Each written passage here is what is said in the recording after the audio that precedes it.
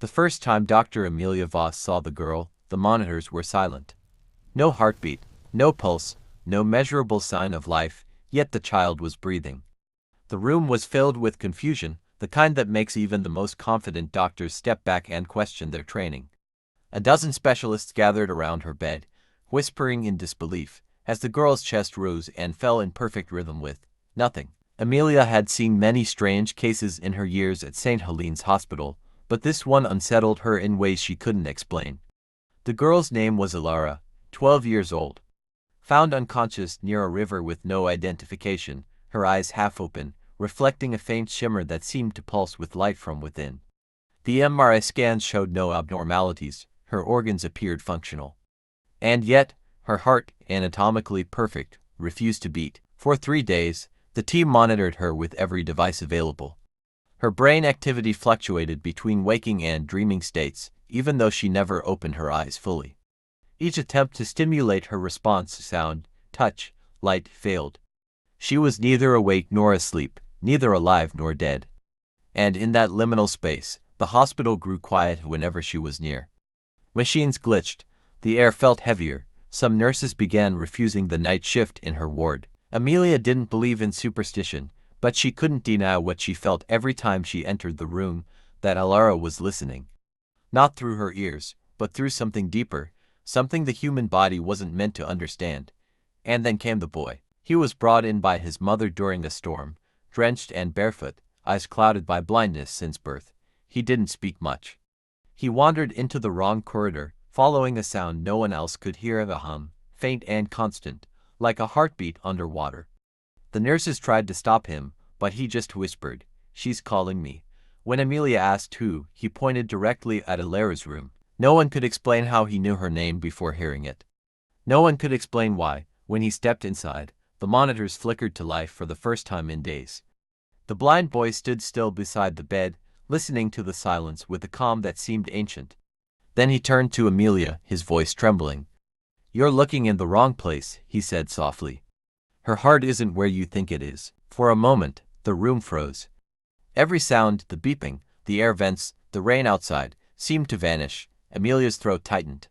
She didn't know what scared her more, the boy's words or the fact that she believed him. And as the lights dimmed slightly, Alara's eyes fluttered open for the first time.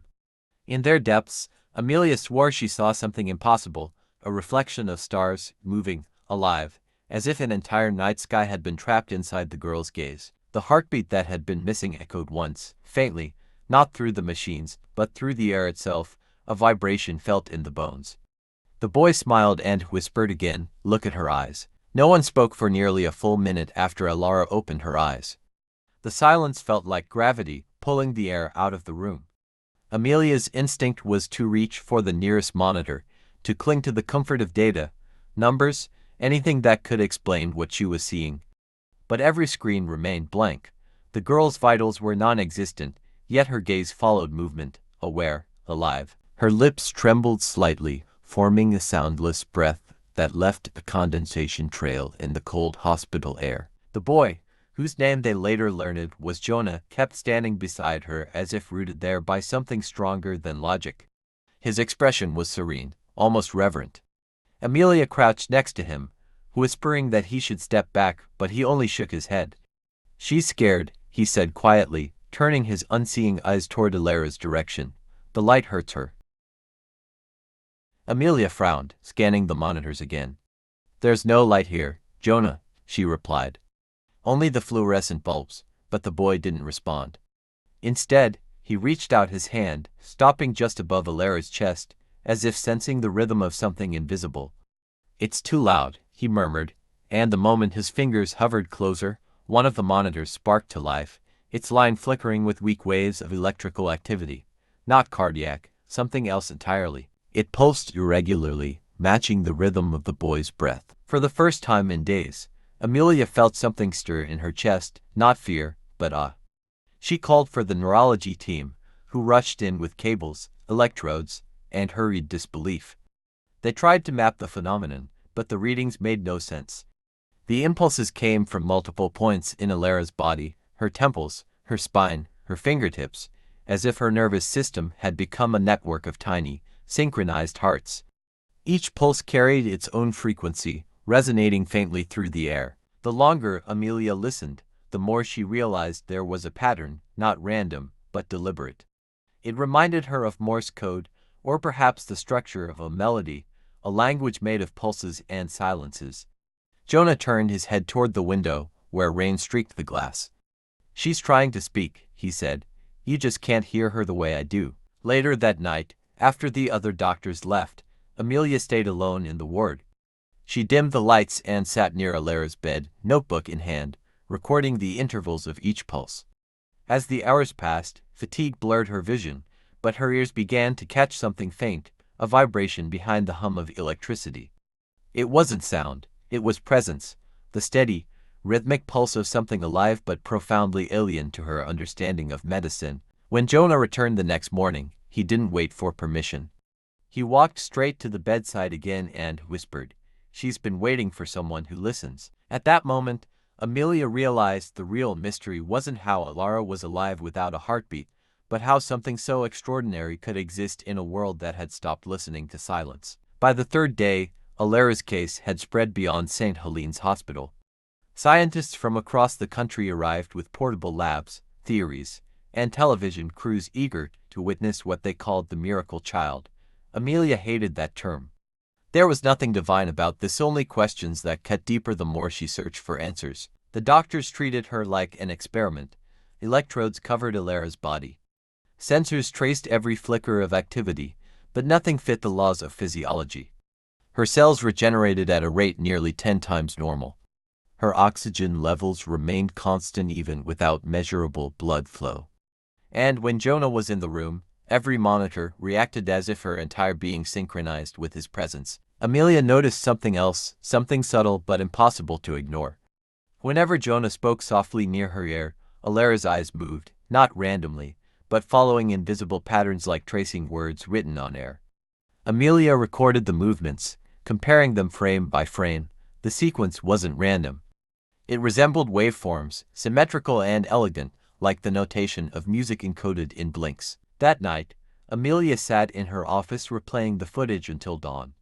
Exhausted, she noticed a small reflection in Alara's pupils, a soft, pulsing light pattern that mirrored Jonah's breathing rhythm. Each inhale and exhale shaped a corresponding glow in her irises, as though the two shared an unseen connection between their bodies. A doctor might have called it coincidence. Amelia felt it was something closer to communication. She began to test her theory in secret. During Jonah's visits, she whispered single words, cold, light, pain, and noted how Alara's eyes flickered in response. The word light always triggered a sharp dilation, almost as if it hurt her. The boy would frown when that happened, sometimes whispering things Amelia couldn't understand, sounds that didn't belong to any known language but carried weight, vibration, intention. And every time he spoke like that, the room temperature changed slightly, the machines humming in low resonance, like a choir tuning itself to a key no one else could hear. One evening, Jonah asked Amelia if she had ever thought about what keeps a soul inside a body. It wasn't the kind of question she expected from a child. She didn't answer. She couldn't. "Maybe her heart stopped," he continued, "because it isn't hers anymore." His words lingered, uncomfortable, yet hauntingly precise. When Amelia asked what he meant, Jonah turned toward her, his eyes blank yet somehow piercing. "You're listening for the wrong sound," he said. "You're waiting for the heartbeat, but she's singing." Amelia didn't sleep that night. She returned to the lab at 3 a.m., turned off every device, and sat in the dark beside Alara's bed. For a moment, there was nothing. Then, slowly, she heard it, not through her ears, but through her bones. A distant, harmonic hum, soft, layered, infinite. It wasn't a melody humans could make. It was something older, deeper. A frequency that lived between sound and light. Amelia's hands trembled. For the first time, she wasn't afraid of what she didn't understand.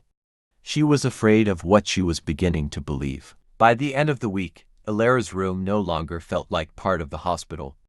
It was as if the walls themselves had begun to breathe, carrying the same subtle vibration that pulsed from her body. Every doctor who entered felt it differently. Some described it as warmth, others as pressure. But Amelia felt it as a rhythm beneath her skin, a slow and deliberate pulse that made her chest ache. She began to measure the frequencies emitted by the hospital's monitors and discovered that when Jonah was near, Alara's energy aligned with a single, repeating tone to 72 Hz, a frequency associated not with cardiac rhythm, but with resonance. It was as though her entire being vibrated like an instrument tuned to a hidden song of the universe. The phenomenon defied biology, yet it was measurable, undeniable. One morning, Amelia found Jonah sitting by the window, his hand resting over Alara's wrist. He looked fragile under the pale sunlight, like someone who had aged overnight. "You're getting weaker," she said softly. The boy smiled faintly. "She needs to borrow something from me," he answered. "Light and blindness are closer than people think." Amelia tried to ask what that meant, but his voice was fading. "If you listen closely, you'll hear her remembering. That night, the hospital lost power. The emergency generators failed to start. In the pitch-black corridors, nurses whispered prayers as the building fell silent. Only one light remained, Alara's eyes, glowing faintly in the dark, casting ripples of silver across the walls. Jonah stirred from his chair, his blind gaze following the unseen radiance. "She's waking up," he said. "She's trying to find her heartbeat." Amelia approached the bed, her fear replaced by a deep, unexplainable calm. The glow from Alara's eyes intensified, painting the air with strands of pale luminescence. It wasn't light in the ordinary sense, it moved like sound, folding and unfolding itself in waves. The instruments that had been dead for hours flickered back to life, but instead of displaying heart rate or oxygen levels, the screens showed complex patterns, symbols, almost organic, dancing in synchrony. Jonah raised his trembling hands and whispered the same phrase he had spoken that first night. The words were indecipherable, but Amelia felt their meaning reverberate through the air. The monitors began to hum, matching the frequency of his voice. Then, in a heartbeat that wasn't supposed to exist, Alara exhaled, a single tear sliding from the corner of her eye. When her voice finally emerged, it wasn't human.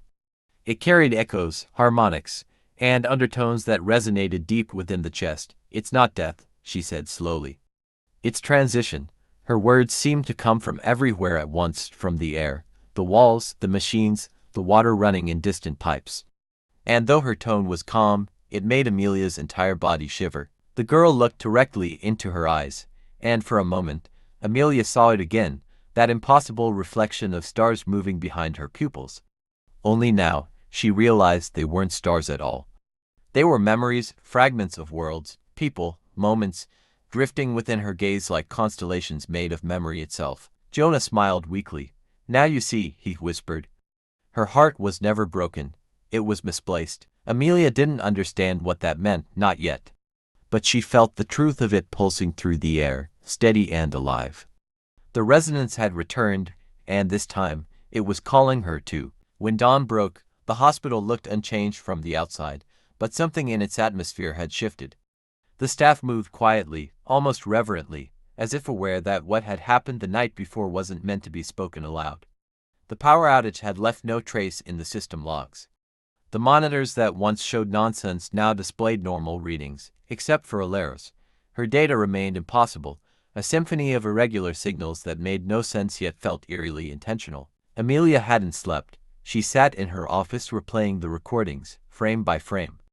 The luminous symbols that had appeared during the blackout now burned faintly on the screen. She enhanced the image, isolating patterns, until a shape began to emerge, a spiral, perfectly symmetrical, recurring every 7 seconds. A pattern too precise to be random, too organic to be human. It reminded her of something ancient, a heartbeat not measured in beats per minute, but in memories per lifetime. She returned to Alara's room. Jonah was asleep in the chair, pale and weak, his breath shallow. Alara lay still, but the light in her eyes had dimmed. Amelia whispered her name, uncertain whether she was speaking to a girl or to something much larger that had borrowed the shape of one. Then, unexpectedly, Alara's lips parted. "Do you remember the river?" she asked in a fragile, distant tone. Amelia froze. "You were found by the river," she said softly. Alara nodded faintly. "That's where I left it." Her fingers twitched, pointing weakly toward her chest.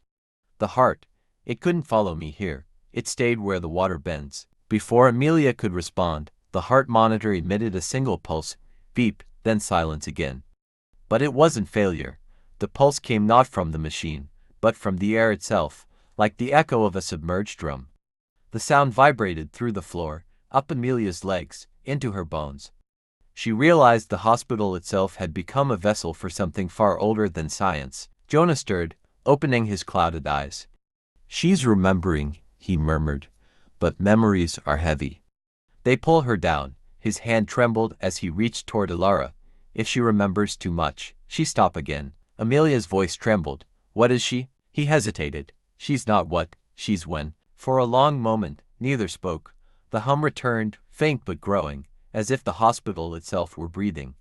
Through the window, the sky shimmered with a strange light, morning sunlight refracted through rain, but denser, warmer, filled with subtle motion. Then Alara whispered again, "I can hear them. The others, they never stopped calling." Her pulse flickered once on the screen, steady now, like a heartbeat rediscovered. But when Amelia leaned closer, she saw it clearly. The waveform wasn't human. It repeated in patterns shaped like sound waves, identical to the ones Jonah had emitted when he whispered her name. For the first time, Amelia understood. Alara's condition wasn't a failure of biology. It was an evolution, one that blurred the line between memory and matter, sound and soul. And if Jonah was right, whatever had awakened inside her wasn't done remembering yet. The following night, Amelia dreamed of the river.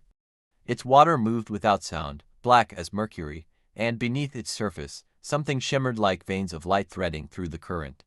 She woke at 3:07 a.m. with the echo of that glow still etched in her vision, a heartbeat made of memory, pulsing behind her eyes. Drawn by a force she couldn't name, she left her office and walked through the silent hospital corridors. The motion sensors flickered weakly as she passed, their light bending strangely around her, as if hesitant to touch her skin. When she reached Alara's room, Jonah was already awake, his pale hands resting on the blanket. "She's close," he whispered before Amelia could ask. "The heart remembers where it belongs." The girl lay still, but her eyelids trembled as if caught between dream and waking. The monitors beside her bed showed bursts of irregular waves, not cardiac activity, but frequencies. Amelia recorded them, heart-pounding, realizing that they matched the rhythm of her dream. "It's the river," she said under her breath. Jonah smiled faintly. "She's showing you." And then the walls of the room began to vibrate. Not violently, but with the low hum of an invisible current, spreading outward like ripples from a stone dropped into still water. Light leaked from the edges of Alara's fingers, faint, pulsing, synchronized with the frequency on the monitor. It illuminated Jonah's face, making his blind eyes shimmer with silver reflection. "She's not dying," he murmured. "She's coming back to where she began." The hum intensified. Amelia's instruments started to glitch, their numbers twisting into symbols she recognized from the spiral pattern earlier. She reached for the controls, but her fingers froze when she saw the reflection of the river again, not outside, but inside the glass screen. In it, Alara's silhouette was standing, submerged waist-deep, the glow in her chest illuminating the dark water around her. The reflection blinked, and Amelia saw her own face there too, younger, trembling, holding something invisible between her palms. Then Alara's voice filled the room, soft yet resonant. "I was never lost," she said. "Only divided." The light in her chest pulsed once, and for the first time, every monitor in the hospital registered the same reading, a heartbeat. One, strong, deliberate. The entire ward went silent except for that single sound. Thump, and then another. Jonah's body went limp, his hand sliding off the blanket. Amelia caught him, panic flooding her chest. But his expression was peaceful, almost smiling. "It's all right," he whispered faintly. "I gave her what she needed." Before she could call for help, Alara's pulse stabilized, perfect rhythm, perfect flow. The light in her eyes faded to a natural blue, but the boy's chest no longer rose. The resonance that had filled the hospital dissipated, leaving only the quiet sound of a living heartbeat and a doctor's uneven breathing. Amelia pressed her ear against Alara's chest, tears spilling freely now. It was there, warm, human, steady, a miracle with the price of a life. And though Jonah was gone, she could still feel the faint vibration in the floor, a whisper in the silence, a promise that nothing truly disappears, it only changes form. That night, Amelia wrote one sentence in her report, subject reanimated through transference of resonance energy, but in her heart, She wrote something else entirely. He gave her back the music. Morning broke over St. Helene's Hospital like a slow confession. The storm had passed, the city resumed its rhythm, and yet inside the ward, the air felt wrong, too quiet, too empty. Jonah's body had been taken to the morgue hours earlier, though Amelia still half expected to see him in that same chair, humming softly beside Alara's bed. The boy who shouldn't have known her name, who had whispered to machines and calmed the impossible, was gone, and with him, something intangible had left the world. Alara slept peacefully now. Her vitals were stable, her scans normal. The miracle child had become a case closed, at least on paper. The scientists who once filled the corridors had packed their instruments, frustrated that the anomaly had resolved before they could name it. But Amelia couldn't let it go. She sat beside Alara, staring at her face, trying to reconcile the two truths that refused to coexist, the heartbeat she heard now, and the silence that had once defined her. Around noon, a nurse entered, holding a small cloth pouch that had been found in Jonah's belongings. Inside it, folded with careful precision, was a strip of paper covered in raised patterns, not braille, but a tactile map of spirals, circles, and lines that resembled the same frequency waves Alara used to emit.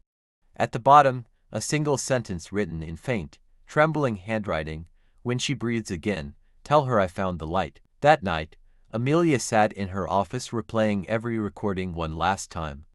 When she slowed the audio from the blackout, she realized something she had missed before, a faint background hum woven beneath the data static. She amplified it, isolated the frequency. It was Jonah's voice, whispering in that same foreign rhythm, but this time it carried a message in English, fragmented yet clear enough to freeze her blood. Tell her the song is hers now. Amelia didn't sleep after that. She returned to Alara's room near dawn. The girl was awake, watching the morning light stretch across the ceiling. Her eyes, once galaxies of movement, now reflected only calm, blue, human, fragile. "Where is he?" she asked softly. Amelia hesitated. "He's not here anymore." Alara nodded, her small hands curling around the bedsheet. "He said he would go where the light goes," she murmured, almost to herself. "That's what we do when we finish remembering." Tears welled in Amelia's eyes. She didn't know why she felt grief so deep for two souls she had barely known. Perhaps because in their silence, they had shown her something medicine could never define, that life wasn't measured by a heartbeat, but by what echoed in its absence. She placed Jonah's note on Alara's nightstand. The girl traced the spirals with her fingertips, smiling faintly. "He didn't disappear," she whispered. "He just changed places." That night, the hum returned for one final time, soft, gentle, like the afterglow of a melody fading into stillness. Amelia closed her eyes and listened. And somewhere deep in the silence, she swore she could hear them both, a boy and a girl, breathing in unison, across a distance no machine could measure. Days passed, then weeks, yet the ward never truly went back to normal. The walls still carried a faint echo, a vibration just below perception, as if the air itself remembered. The nurses avoided the room at night, saying the lights flickered when they walked by. But for Amelia, that resonance had become a kind of comfort. She had stopped trying to explain it and started listening instead. The scientific part of her mind, the one that demanded data and logic, had gone quiet. What remained was something humbler, a recognition that some mysteries don't exist to be solved, only witnessed. Alara began to recover quickly, her color returning, her speech clearer each day. She no longer spoke in riddles or fragmented tones. She spoke like a child again, hesitant, gentle, but human. Yet behind her eyes, Amelia still saw traces of something vast, like an ocean beneath a thin layer of calm water. The other doctors chalked it up to neurological recovery. Amelia knew better. Sometimes when Alara fell asleep, the monitors picked up faint harmonics, the same resonance that once filled the building. It was softer now, controlled, almost self-aware. One afternoon, as the rain tapped against the hospital windows, Alara asked Amelia to take her outside. She hadn't been beyond those walls since the day she was found by the river. They sat on a bench overlooking the courtyard, the air still damp and heavy with the smell of earth. The girl tilted her head toward the sky, eyes half closed, as if listening to something no one else could hear. "It's still singing," she said. Amelia smiled faintly. "What is?" Alara pointed to her chest. "The light. It hums when I breathe." For a long while, neither spoke. The world moved slowly around them, the shuffle of distant nurses, the hum of the city beyond the walls, the rhythm of rainwater sliding through drains. And then Alara said, "He's not gone, he just moved into the quiet." It was the same phrasing Jonah had used. Amelia felt her throat tighten, that familiar ache of something beautiful and unbearable existing in the same breath. "Do you miss him?" she asked. Alara nodded. "But I can still hear him when I close my eyes. He says I carry the song now." That night, Amelia returned home for the first time in weeks. Her apartment felt foreign, too still, too clean, untouched by the strange music that had consumed her life. She turned off the lights and sat by the window, replaying Jonah's final whisper in her mind. "Tell her the song is hers now."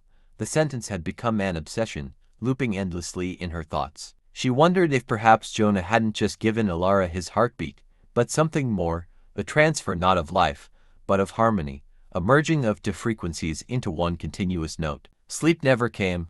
Around 2 a.m., Amelia opened her laptop and began typing. She documented everything, every anomaly, every hum, every inexplicable reading. But as she reached the end, her hands froze above the keyboard. There was no conclusion, no explanation. Only the uncheckable truth that her understanding of life had changed forever. She deleted the word condition from the report's title and replaced it with communion. It felt more honest, more human. The following morning, she returned to the hospital and found Alara sitting upright, sunlight spilling across her face. The girl looked stronger than ever. "You're early," Alara said with a soft smile. Amelia smiled back. "I couldn't sleep." The girl tilted her head curiously. "Because it's too quiet now?" The question caught Amelia off guard. "Yes," she admitted. "Exactly that."